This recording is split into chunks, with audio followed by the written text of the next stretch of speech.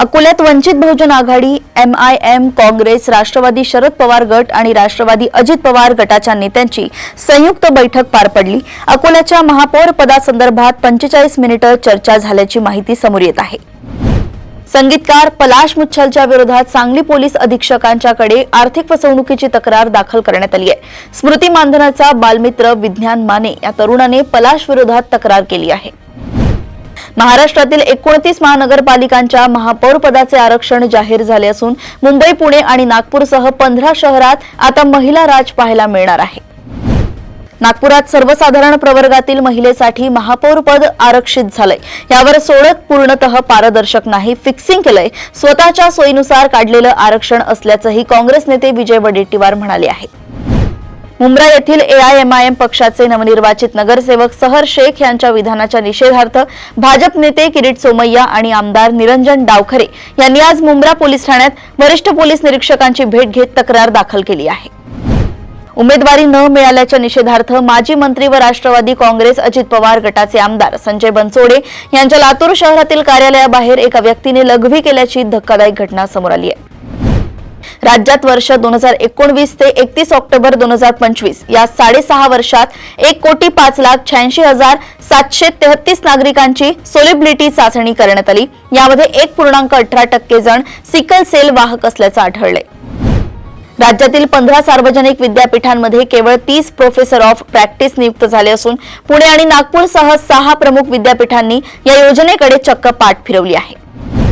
पुण्यात social media आणि dating ॲप्सवरून मैत्री करून तरुणांना जाळ्यात ओढणारी एक टोळी कार्यरत असून त्यांनी नुकतेच एका तरुणाला कोंढवा भागात लुटल्याची घटना घडली आहे। कोल्हापुरात टेम्पो दुचाकी धडकून झालेल्या अपघातात एका तरुणाचा करुण अंत झालाय। दुचाकीवर असलेला दुसरा तरुण गंभीर जखमी झालाय। नाशिक येथे मावशीला हॉस्पिटलला घेऊन जाण्यावरून झालेल्या वादातून लहान भावाकडून मोठ्या भावाचा चाकूने भोसकून खून केल्याची धक्कादायक घटना समोर आली आहे। महाराष्ट्र शासनाने या संदर्भात बुधवारी जाहीर केलेल्या आदेशानुसार फयाज खान हे छत्रपती संभाजीनगर येथील वक्फ मंडळाच्या मुख्य कार्यकारी अधिकारी म्हणून पदभार स्वीकारतील। फेब्रुवारी महिन्यात इयत्ता 10वी आणि 12वीची परीक्षा होणार आहे। या परीक्षेसाठी दरवर्षीप्रमाणे महाराष्ट्र राज्य माध्यमिक व उच्च माध्यमिक शिक्षण मंडळाच्या वतीनं कॉपी मुक्त अभियान राबवण्यात येणार आहे। रत्नागिरी जिल्ह्यातील नाणीज पंचायत समिती गणातून शिंदे शिवसेनेच्या उमेदवार डॉक्टर पद्मजा कांबळे यांची बिनविरोध निवड झाली आहे।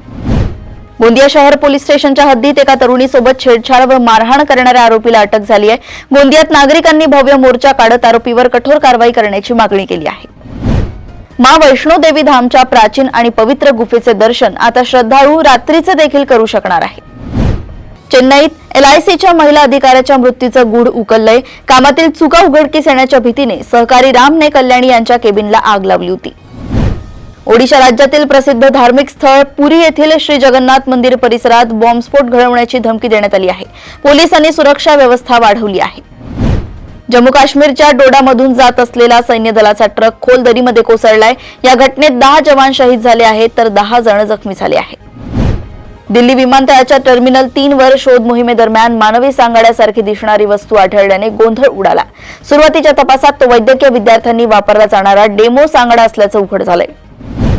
छत्तीसगडमधील बलोदा बाजार भाटापारा जिल्ह्यात बकुलाही येथील रिअल इस्पात स्पंज आयरन फॅक्टरीत गुरुवारी सकाळी झालेल्या भीषण स्फोटात 7 कामगारांचा मृत्यू झालाय। केरळचे मुख्यमंत्री पिनाराई विजयन यांनी NDAमध्ये सहभागी व्हावे असा सल्ला रामदास आठवले यांनी दिलाय। असे झाल्यास केरळला केंद्र सरकारकडून अधिक निधी मिळू शकेल असा दावाही त्यांनी केलाय। कोलकाता येथील इंडियन पॉलिटिकल ॲक्शन कमिटीने त्यांच्या आर्थिक व्यवहारांची माहिती सादर केली आहे।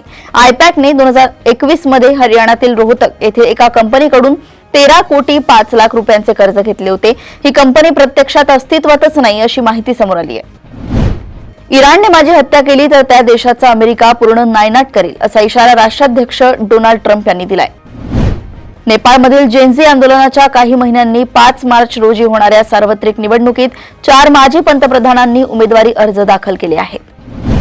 पाकिस्तानमधील प्रमुख शहर असलेल्या कराचीमधील एका शॉपिंग प्लाझाला लागलेल्या भीषण आगीत मृत्युमुखी पडलेल्यांची संख्या वाढून 61 पर्यंत पोहोचली आहे। येथील एकाच दुकानामधून 30हून अधिक मृतदेह सापडल्यानंतर मृतांचा आकडा वेगाने वाढलाय। चीनी कंपन्यांकडून सातत्याने होत असलेली स्पर्धा आणि बाजारातील बदलते डायनामिक्स पाहून ASUSने तिचा स्मार्टफोन बिझनेस बंद करण्याचा निर्णय घेतलाय।